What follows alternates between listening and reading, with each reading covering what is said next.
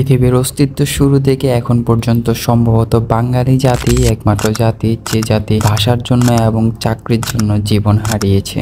সেই 52 থেকে এই 24 পর্যন্ত যুগ পেরিয়েছে, সময় পেরিয়েছে, কিন্তু বাঙালির বীরত্বের অস্তিত্ব এখনো পর্যন্ত টিকে আছে।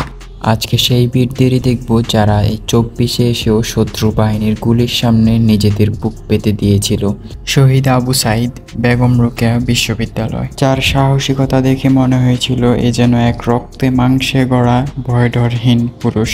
Faisal Ahmed Shanto, Omar Gani MES college Chattogram, Mohammad Wasim Akram Chattogram College, Tahmid Tamim Kadir Molla High School, Ashbabul Yamin Military Institute of Science and Technology, Jahiduzzaman Tanbin Islamic University of Technology Gazipur, Irfan Bhuiyan United International University, Shah Newaz Fahad East West University, Shakil Parvez Manarat International University, Sheikh Fahmin Jafar Tongi সরকারি College, Farhan Fayaz Dhaka Residential Model College, Zillur Sheikh Imperial college Dhaka, Hasan মেহেদি একজন সাংবাদিক ঢাকা টাইমসের, তাসাউফুল আলম শিক্ষার্থী ব্র্যাক বিশ্ববিদ্যালয় ঢাকা।